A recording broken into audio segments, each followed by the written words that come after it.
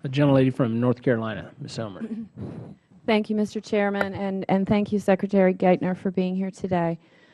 Mr. Secretary, I've listened to all of your testimony, and especially your last few statements there. Obviously, the answer to our economic problem here in this country is jobs. We have got to get businesses hiring again. Now, you, in your initial comments, kind of painted a pretty rosy picture, certainly much rosier than what we see back in North Carolina or in the 2nd District of North Carolina. You said 15 straight months of economic growth with about 1 million jobs created over the last 6 months. And yet we are sustained at above 9% unemployment for over 23 months. Overwhelmingly, the businesses back home and across the country continue to tell us that regulation, lack of access to capital, taxation, fear of taxation, and just the overwhelming uncertainty that our businesses face is what's keeping them from hiring. They just simply cannot.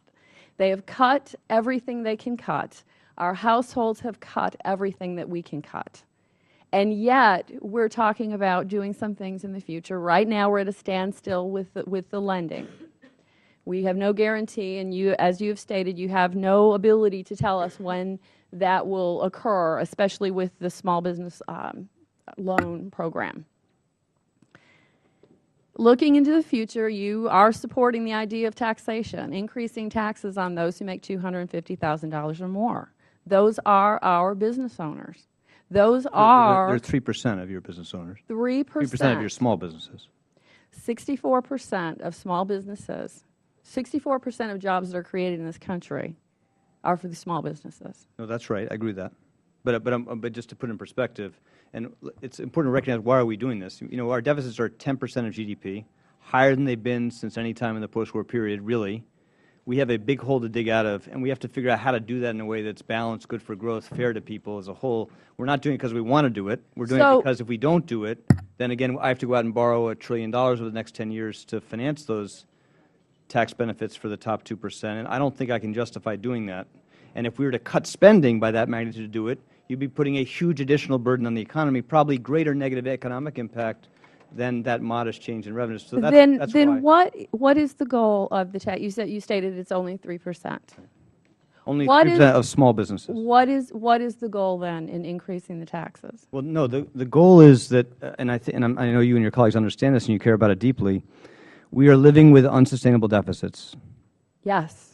If we do not address them, they will hurt economic growth and investment in the United States. But if, as you stated, only 3% of small businesses will be affected, how can that increase in taxation be that significant to turn that around? Well, you're making our case. The point is, we're not doing it because we want to do it. We're doing it because we see no alternative to a balanced approach to reduce our fiscal deficits. And again, if you don't, I think what the House passed demonstrates this. If you don't touch revenues and you leave in place the tax cuts for the top 2% that were put in place by President Bush, if you leave those in place and you're trying to bring our deficits down over time, then you have to do exceptionally deep cuts in benefits for middle-class Americans, and you have to shrink the overall size of government programs and things like education to levels that we could not accept as a country. And so to do a balanced approach to reduce our deficits, you have to make modest changes in revenues. There's no realistic opportunity to do alternative to doing that. But you know, we got to be careful how we do it. Okay, I'd like to reclaim my time for a moment.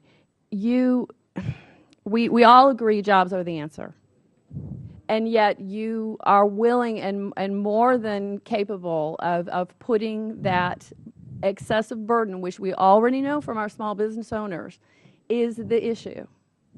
Why would we go and why would we do more? Why would we harm them more? Why would we create more uncertainty in the private sector? I'm not sure we disagree fundamentally. The economy needs to grow to create jobs. Our basic challenge is try to figure out how to make growth faster, more sustainable, translate into more jobs. Part of that is expanding exports. Part of it is making sure that we're investing in infrastructure, education, things that matter to our strength. And part of it is a balanced, growth-friendly approach to deficit reduction over time. Because if we don't fix that problem, you'll leave a broader cloud in the economy longer term. But we got to be careful how we do it so we don't hurt the economy. Well, Mr. Secretary, I would just like to close by saying that on behalf of the business owners in North Carolina and across this country, you are wrong.